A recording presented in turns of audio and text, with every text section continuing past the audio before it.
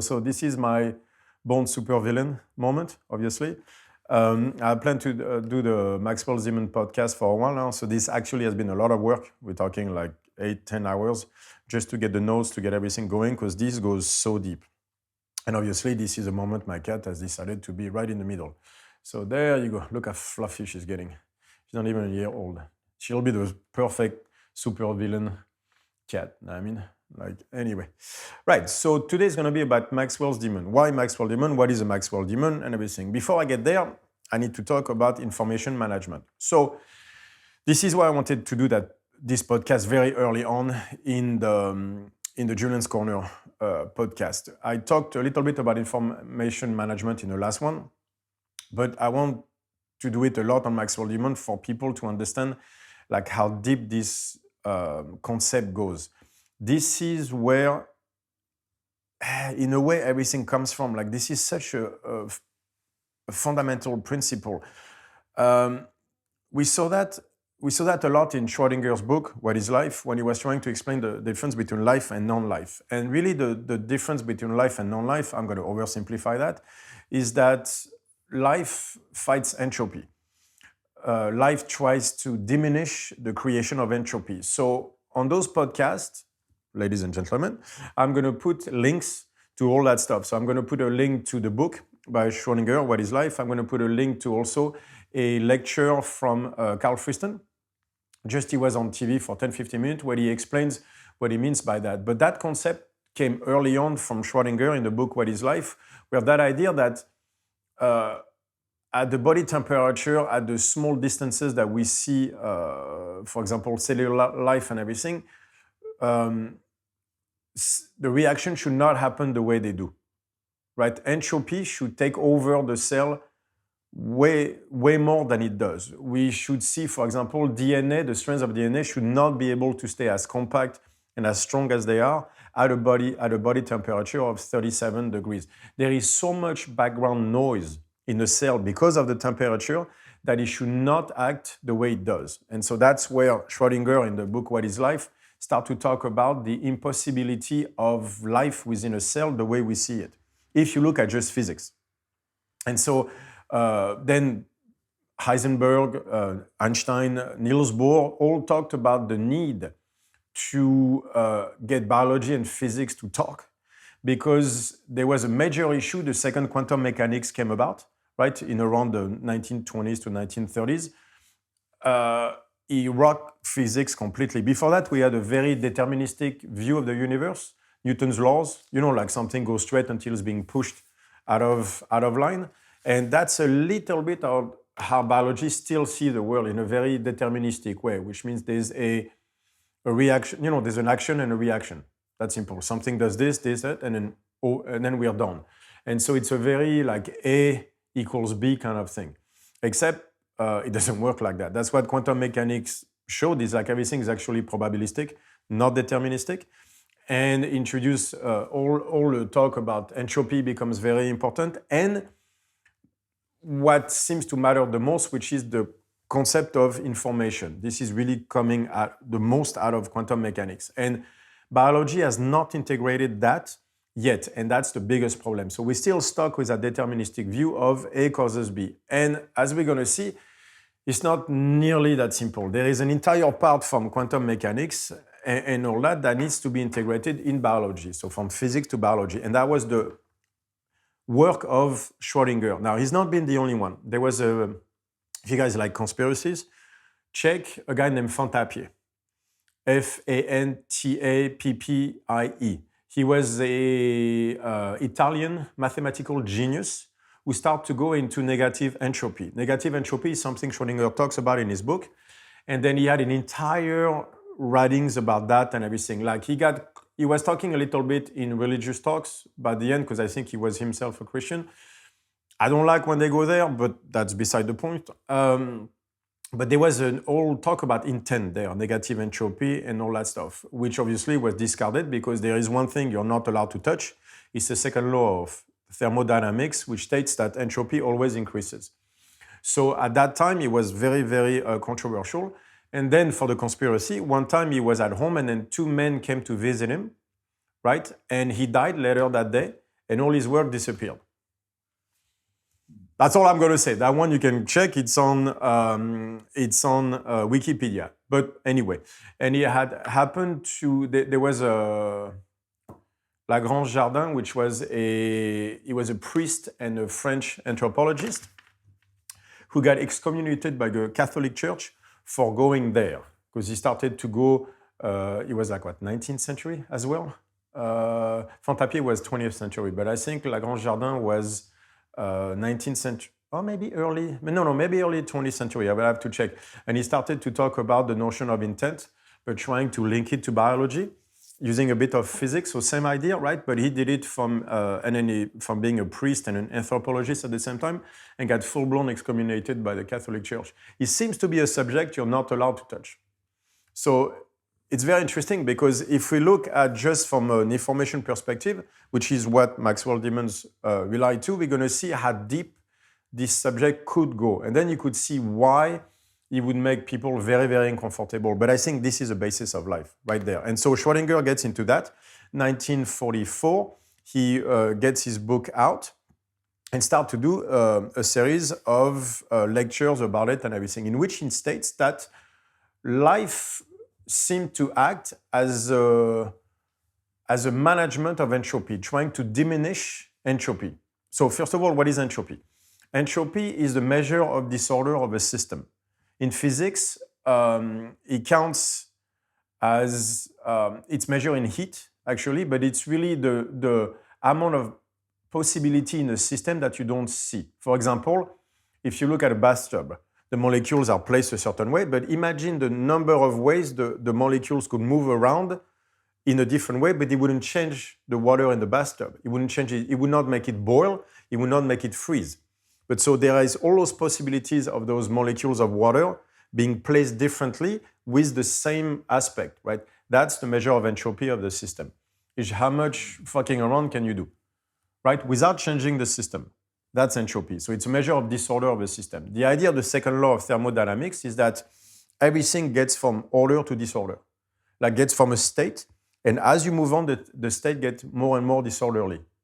So for example, what does that mean? That means if you have a chair, 10 years is going to start to decompose.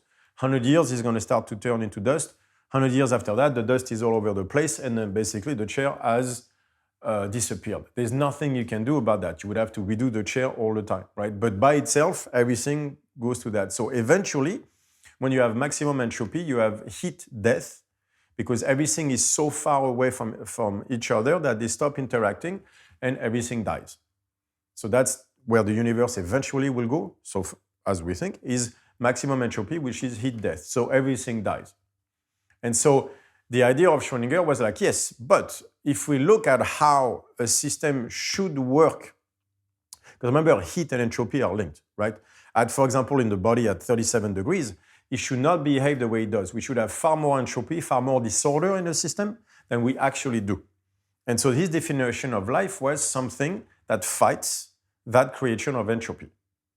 So, and that's how Carl Friston tried to explain it, is imagine a drop of ink dropping in water, right? So the ink was dispersed. That's something that is not alive. Something that is alive would try to bring the ink together. And then normal state non-life would bring it out, and then life would bring it in, almost like a breathing, back and forth, and back and forth.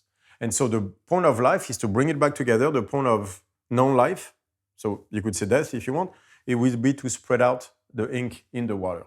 That's how you know something is alive and what is not. And we can actually, the fantastic work of Carl Friston on that was to prove that all this can be measured through probabilities. It's a Bayesian inference model, that's for another podcast, that shows that that's what life does. Life always tries to fight that through a Bayesian inference model, like to try to justify his own existence. How does he justify his own existence? By proving it's not dead, by not letting entropy go out of control. So it's not, entropy always increases, right? So that's not to say that life negates entropy, because you can't do that. The second law of thermodynamics cannot be changed, cannot even be bent. That's the number one law really in the universe. What he's saying is he's trying to limit its increase. That's really the goal of life, is to make sure there's not too much entropy being produced. So you see entropy, for example, in information theory, because that's going to be very important for what we're going to talk about. So I want to link all this to information, because that's what Maxwell's demon come in. So when it comes to information theory, for example, that's computer science. You see that if you look at the possibilities of a coin toss, there's a certain amount of entropy being produced in this, because there's a lot of uncertainty. So uncertainty means disorder. But if you throw a pair of dice, then you have more entropy because you have more choices. That means that on a coin toss, you have two possible choices. It's a certain amount of entropy. But when you throw a dice, you have 6 different choices. That's far more entropy being produced. So that matters, because that means that the point of life will be to choose the coin toss over the dice toss if he has a shot, because one produces less entropy than the other. So we're going to see that complexity in nature aims at reducing the possible amount of choices. Yes. Let me guess. No, we're good? Okay. So that's going to be a fundamental principle. So understanding entropy is very important. So on the other side, I talk about information all the time, but even that is a hard concept to understand. Information in physics has a quantity. It's something measurable that is called a bit, but they talk about it like it has a physical property. And it's very important to understand information that information is not knowing that it's going to rain tomorrow. That's not what information means. Information has a physical quality to it. After all, you have to know, when you have a substrate and an enzyme and everything, they have to know how to combine together. They have to know how to make it work. There's a physical component to information. And we see that in physics and quantum mechanics, that information is a physical thing that is quantified in what is called a bit. So that sounds very esoteric when I say it like that, but that's actually how information has to be thought of. So this is where, right now, in science, we are going more and more and more. It's the science of information. And because it's not really a name for the field. This is where Paul Davies talks about in his book, The Demon in the Machine, talks about information, the entire book. It seems to be that one underlying value of the universe is information. We think it's matter, like molecules and not. No. Below all that stuff, there seems to be a level where information is the key. Where does that level exist? Right. It seems to be a physical property, but it has physical property, but yet we can't see it. We don't know what information is in the sense that we can't touch it, yet we can measure it. So it's weird. This is something we can measure. We know it's there. It has a physical component, and yet that cannot be seen. Because otherwise you would affect the atoms and the molecules where all that shit appears. And yet it is there. So that means it's at a different level that we just don't see, a meta level, it seems. So then that's why you start to go into stuff where you go, okay, now we're going full-blown weird esoteric stuff, and this is where most people are uncomfortable. But information is measured in bits. It has a physical quantity, a physical component, even though we can't see it. Good luck. So I talk about information management all the time. What does it matter? Well, information management, first, let me explain what I mean by management. It requires no energy to create information. Now, that's going to sound very weird, because you would think that's exactly where the energy should be spent. It's not, because any of those computations are reversible. It means that it does not require energy. If you wonder what that means, I'm going to post a link to a paper that I want you guys to read. That paper, I don't know that you can read it. Most likely, guys, you can't. It's ridiculously thick. But it goes into information management in a very, very deep level, and I got actually a lot of my notes out of that paper. It's very, very good. It's also extremely thick and heavy, but it's very much worth going into it. And so the idea is that for management of information, it's not the creation of information that requires energy, it's erasing that information. That's where you need energy, and actually that energy is going to come, in many cases I'm going to talk about, from the ATP. What you guys know what ATP is, right? It's a measure of energy for the human body, and actually that energy is used to erase information, not to create it. So it's a reset, if you want. So what matters is not the information created, is not the outcome, is to be able to take and I'm going to, for example, the ABC transporters I'm going to talk about, and put them back to where they were.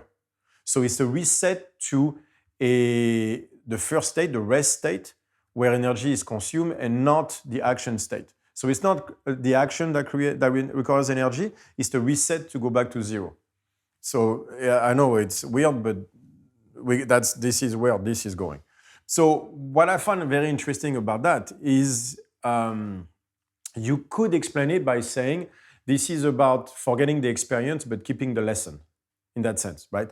So what I like about that is it reminds me of the talk I did with AlphaZero and Stockfish, like the neural network, the Q-learning and all that stuff. One part of the Q-learning that we saw in AlphaZero and the biggest difference between, one of the biggest difference between AlphaZero and Stockfish was exactly that. I'll put the podcast about that on the link as well. Was that AlphaZero did not memorize any of the games it played. AlphaZero being a chess engine. Again, I'm putting the talk I did on that. Instead, what he did is he learned from every game and changed the coding that the chess engine was based on every game, won or lost or draw, right? Which means every game was a loss in a way or a win, depending on how you look at it, because AlphaZero was playing itself. So that means that every game, he did not memorize the game, he only learned from that game, changed his own code to move to the next one. So that means that he forgot the experience and kept the lesson. And that's going to be very important because we're going to see that, for example, cells do the same. So it's a tremendously important concept. Information management seems to be the key of everything. So information management, like going back a reset and everything, implies intent, first of all, and after that implies an observer. And so that's what I want to talk about, because that idea of intent and observer was in a way defined by James Maxwell when he came up with the idea of what we know now as a Maxwell's demon. So it was in 1967. So James Maxwell was a Scottish physicist, right, who came up with he had an equation for electromagnetism. He's the first one to connect light and what was it? Yeah, magnetism and light, but he did something else I didn't... Okay, he had an equation for electromagnetism, but he did more than that. He was one of the pioneers of physics, like one of those very, very important names. And for electromagnetism, he established most of the stuff we follow today. So James Maxwell was a very important man, and in 1967, he, in a letter that he sent to a friend and colleague of him, he kind of rocked the world of physics because he offered an idea. So imagine that you have a box, right? And that box is kept at a specific temperature, right? So second law of thermodynamics says that if nothing happens to that box, the temperature cannot change, right? So temperature, how do you measure temperature, right? You put a thermometer, but how does that work? In any place, you have molecules that move. If they move faster, it gets hotter. If they move slower, it gets colder. So faster, hotter, slower, colder, right? So, but you have to understand that in a box, not all molecules move at the same speed. The temperature is an average, right? That's what, mercury, and then it touches it, and then it gives you an average of what all those molecules are doing. That means some move faster, some move slower, right? It's just on an average. If you see the average of all that, you get the temperature in that case. So now imagine if you had what he calls a Maxwell demon. So it's a tiny, the size of the molecule you're looking at, right? A tiny demon. And he's going to go in a box, and in that box, he's going to put a wall and a hole. And then he's going to see every molecule that comes its way. And the one that moves faster is going to put on one side. The one that moves slower is going to put on the other side. So if he does that, that means that he could, in theory, have one side of the box that is hotter, one side of the box that is colder then. So he would create a differential in the box from hot to cold, which directly violates the second law of thermodynamics. And by the way, if you could do that, you could create a motor that runs on air continuously, just by the action of choosing which molecule goes where. So that would be basically negating the increase in entropy of a system. So you would violate the second law of thermodynamics. So now you have a problem, right? All we need to do is a Maxwell demon, and that would work. That rocked physics. The second you touch the second law of thermodynamics, people start screaming. And so it actually took over 150 years to understand that actually it wouldn't, because that's why we discovered through quantum mechanics, is that the Maxwell demon, by definition, is an observer. So him looking at the molecules to choose would create the entropy that would put the system even again with the second law of thermodynamics. But it took us 150 years to figure that one out. Right. So no, less than that, 60 years, 70 years to figure that one out. But it took quantum mechanics to go like, wait. This is wrong, we just can't say how. So that was quite a blow to the physics community at the time. But so what we see that Maxwell's demons to be is an observer, right, that has an intent, that wants something specific to happen, and without being physically there, just out of a choice, right, affect the system.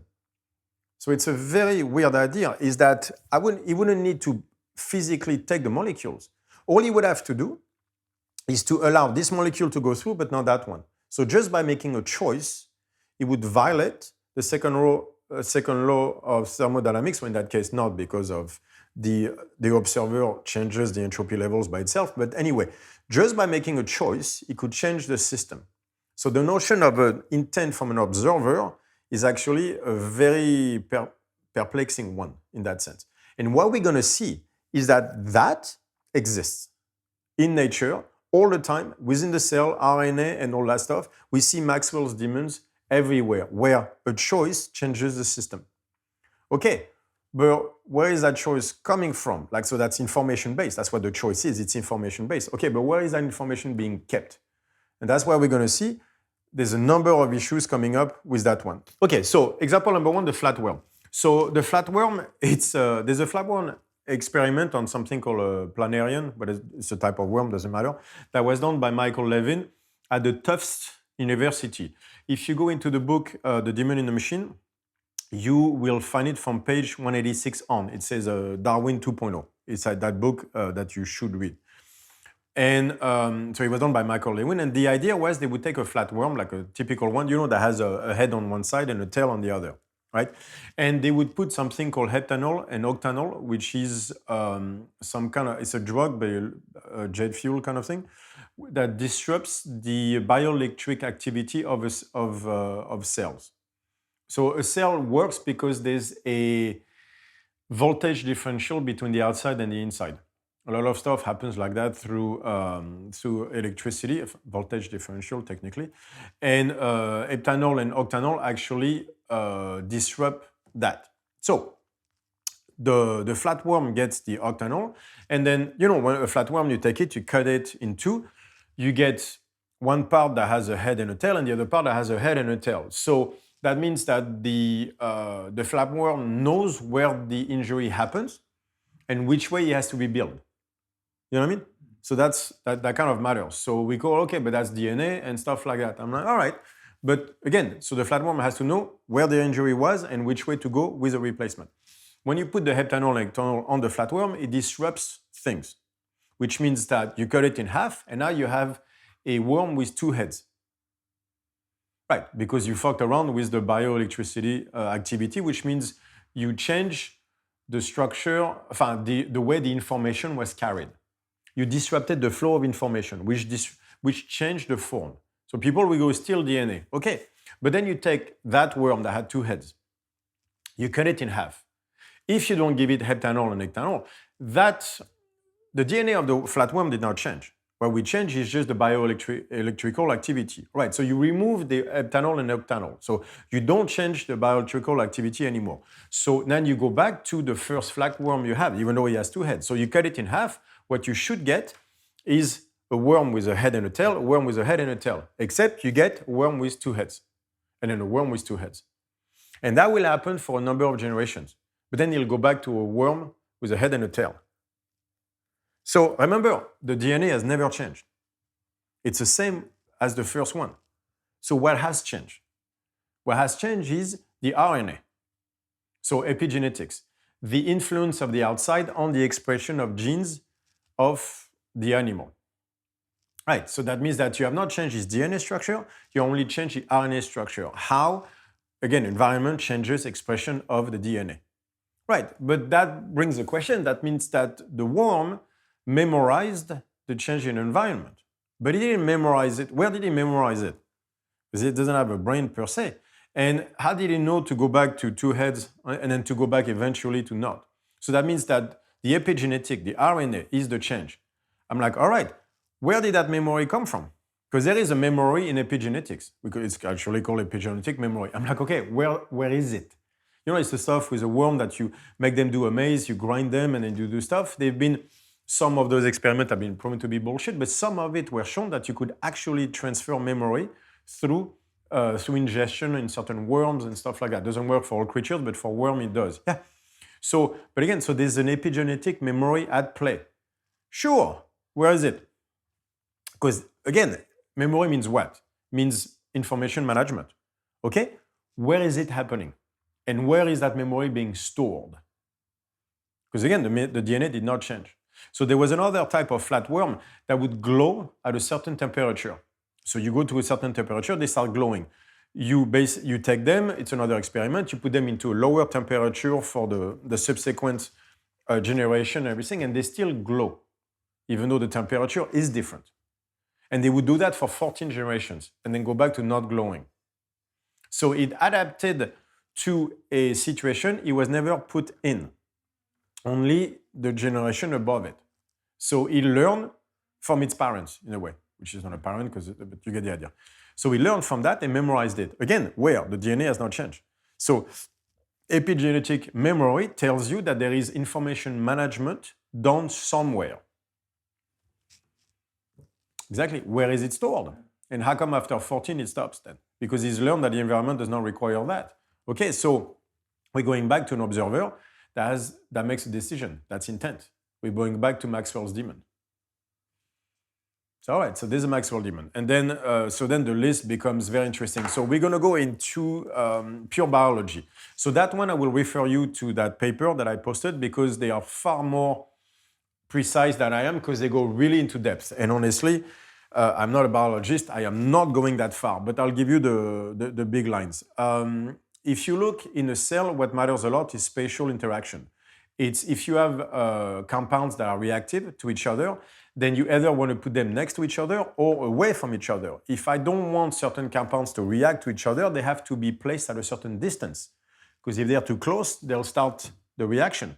So that means that someone has to manage the geography of the cell. Right, so that means that things in the cell are not just in the cell. They're actually placed in certain places, not randomly, but very specifically to make sure that some reactions happen or not.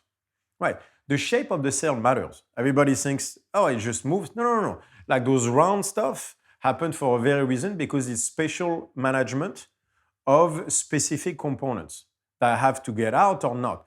They also have to place the new, so the young and the old are not the same within the cell because interactions will change based on this. So that means that the cell has someone creating a geography that is very, very specific. But the key with all this is not just that, because that you go like, well, that's normal, the cell is learning. I'm like, okay, but you take that cell, you cut it, you make it duplicate, then the new cell has the same management as the old cell. So whatever that cell has learned is passing on. And again, it's not DNA based. So then we go back always to that memory, that management information system. And what you have also in the cell that is very important is timing. Because you have to understand that because of the temperature and then the small nature of it, you get a lot of spontaneous reactions.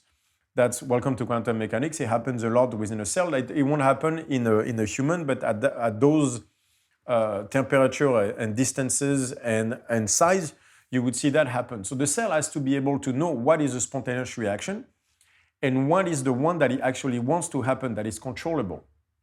Because it matters. Imagine if we just run on spontaneous interaction. All right, so when it doesn't happen, then we die. So that would not be good things. If you rely on spontaneous reaction, what you get is a lot of entropy. Remember the cube, the dice that we throw? If you go on spontaneous reactions, then imagine the choices possible, because you will never know when. So the entropy levels would be absurd. So that means that the cell has to manage the number of choices it can have to manage entropy, back to what is life. So Again, we go back to intent and observer in the shape of the cell, in the geography of where things are placed. And then after that, you see that, you see that so much. You see that in the ABC transporters. ABC transporters are stuff called permease that take components between membranes. Because like if you look at a cell, it has to export waste and to import nutrients. So he has to differentiate which one is which, right? And even within the place of the cell as well, he can't just put nutrients anywhere. He has to go to a specific place. And so the ABC transporters are very, very important.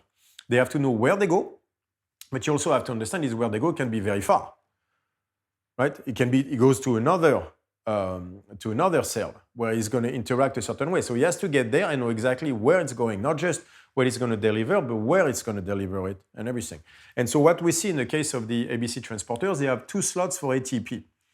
One slot is ATP is to just give the energy to the transporter to do what it does. But the second slot is for information management. The second slot is designed to allow the ABC transporter to be reset to 0. Because first, like you see that with an enzyme and a substrate, where they're going to lock together, right? But so he has to carry the stuff over there, but when the job is done, he has to be able to go back to his rest state, to the state where he was before, so he can do the job again. And that's where the second ATP molecule is going to be for. It's going to be to erase what happened so that he can reset and do it again on another, just like a Maxwell demon would do. And so the ATP that is being used is not being used to produce information. It's being used to just reset it to a rest state so that the ABC transporter can do the next job. And that's what the second slot for ATP is to reset to a level 0. But without erasing the goal, only erasing what happened, just like alpha 0 does. So to forget the experience, but keep the lesson, which means he keep the goal intact, but every time he forgets that he just did it, takes the next one and do it again. And that would mimic exactly a Maxwell demon that would just choose which one goes where and then every time does it again. And so that ATP is done to reset the stuff, which of course is a measure of heat, so it's fighting entropy. And then we're back to Maxwell's demon and Schrodinger's idea of life fights entropy. And so we see that going on and on and on and on. It's all over the paper. You have RNA folding, like for example, like the strand of RNA folds a certain way.